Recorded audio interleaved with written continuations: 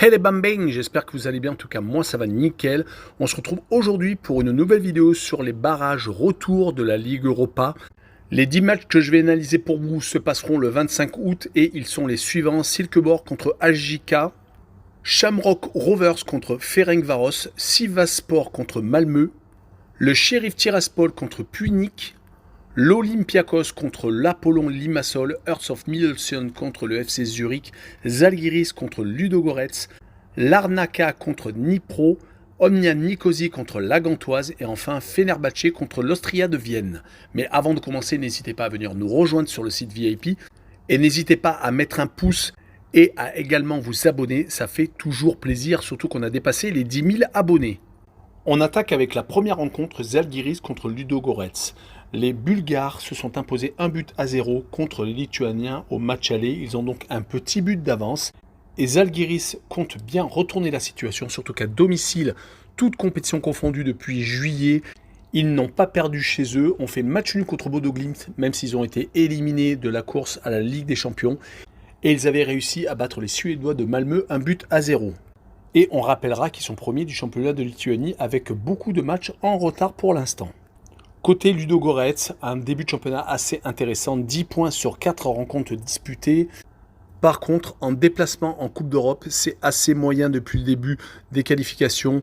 Ils viennent de s'incliner 2 fois consécutivement au Shamrock Rovers, même s'ils s'étaient qualifiés pour le tour d'après, et ils avaient perdu 4-2 au Dynamo de Zagreb.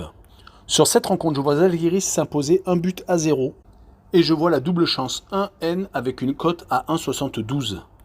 On poursuit avec Larnaca contre Dnipro. Le club chypriote est en train de réaliser l'exploit de se qualifier pour la Ligue Europa. Après avoir été éliminé de justesse par Midtjylland au penalty lors des qualifs pour la Ligue des Champions, ils avaient éliminé, avant de jouer contre Dnipro, ils avaient éliminé le Partizan de Belgrade, gagnant 2-1 au match aller à domicile et faisant 2 buts partout à l'extérieur. Ce n'est donc pas étonnant de les avoir vus gagner en déplacement sur terrain neutre, car Dnipro est malheureusement une équipe ukrainienne qui ne peut pas jouer chez lui, qui a son championnat qui est arrêté et qui joue que des matchs amicaux. Et bien entendu, ses qualifications pour la Ligue Europa, mais ça va être très compliqué de retourner la situation car il manque sans doute de rythme. C'est pour cette raison que je vois Larnaca encore s'imposer 2-1 contre l'équipe ukrainienne. Et je vois le plus de 2 buts sur le match, une cote à 1,58. L'opposition suivante est Silkeborg, le Danois, contre les Finlandais de HJK. Les deux équipes sont en tête de leur championnat. Silkeborg vient de le commencer, alors qu'HJK en est déjà à 19 journées et est à égalité avec KuPS en tête du championnat de Finlande. Les Danois viennent de remporter un match très important à Nordjylland, car ils restaient sur 2 défaites consécutives en championnat contre Viborg et bien entendu au match aller où ils s'étaient inclinés en Finlande 1-0. Mais heureusement, quand ils reçoivent, ils sont en bonne forme actuelle avec 2 victoires consécutives en championnat. Ils vont devoir s'appuyer là-dessus pour renverser HJK qui n'est pas à son premier tour de qualification depuis cet été, qui a été malheureusement éliminé de la Ligue des Champions par Viktoria Pilsen. Ils avaient réussi lors du tour précédent à éliminer Maribor. Ils s'étaient d'ailleurs imposés à l'aller et au retour sans prendre de but, comme lors du match aller. Mon pronostic sera un match nul, 1 but partout, et je verrai les 2 équipes marquées avec une cote à 1,83. On continue avec l'Omonia Nicosie contre la Gantoise. Au match aller, ils ont réalisé la surprise en allant s'imposer en Belgique 2-0. Quand on regarde leurs derniers résultats depuis la reprise entre les matchs amicaux et la Supercoupe de Chypre, ils se sont inclinés d'ailleurs contre Apollon Limassol, ne gagnant pas le titre, et lors des matchs amicaux, c'était assez convenable, gagnant des clubs chypriotes et perdant par contre contre l'AEK Athènes en match amical. En tout cas, c'était d'autant plus surprenant que la Gantoise de son côté en championnat avait commencé par 2 victoires et 2 matchs nuls.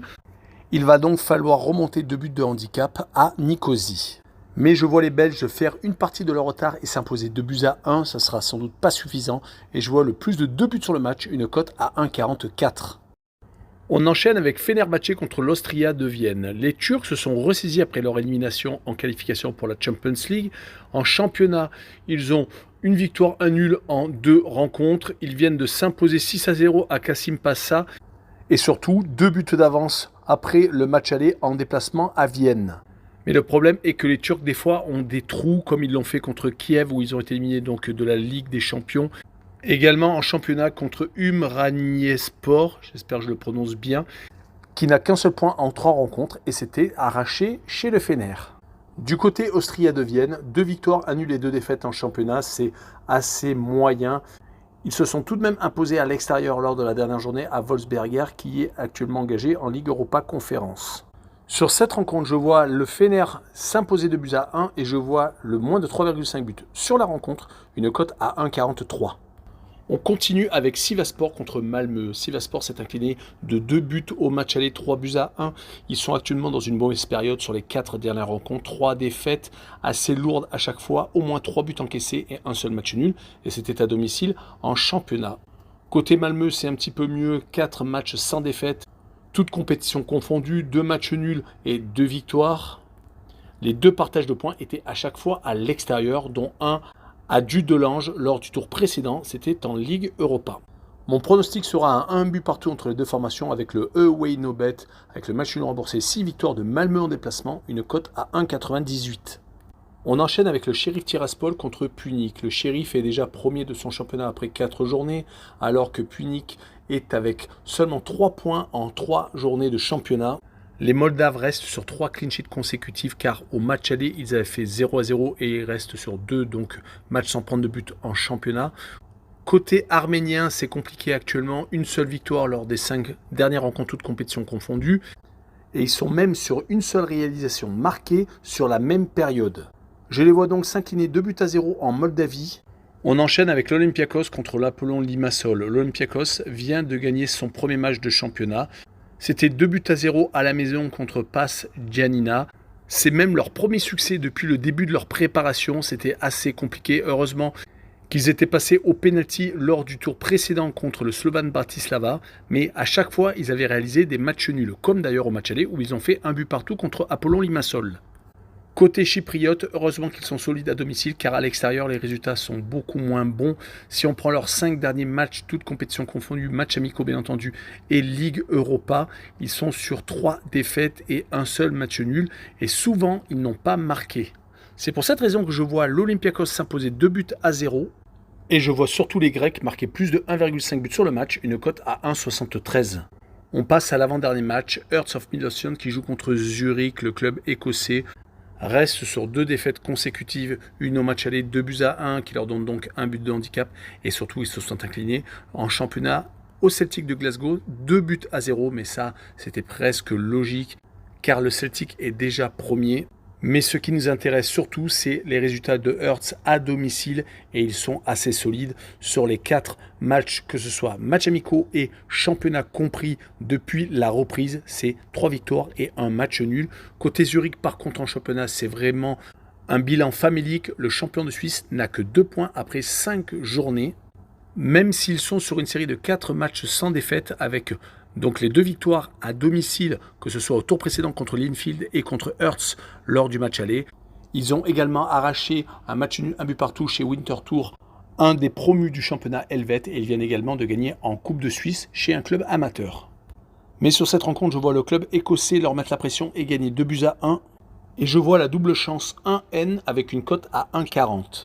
Et on finira avec Shamrock Rovers contre Ferencváros. À l'aller 4-0 pour les Hongrois. C'est quasiment la seule opposition qui est déjà jouée après le match aller. Il faudrait un miracle pour que les Irlandais renversent la situation.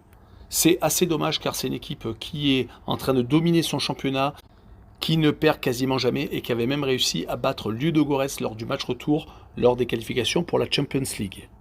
Mais le problème est que Ferencváros, de son côté, a tué le suspense.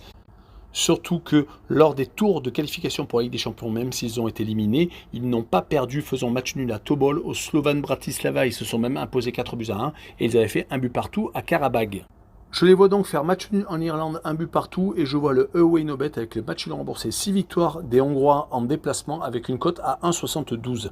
Voilà, on en a fini avec cette vidéo, n'hésitez pas à venir vous abonner et n'hésitez pas à mettre un pouce et aller en description, il y a énormément de liens à aller voir. Ciao les bambins!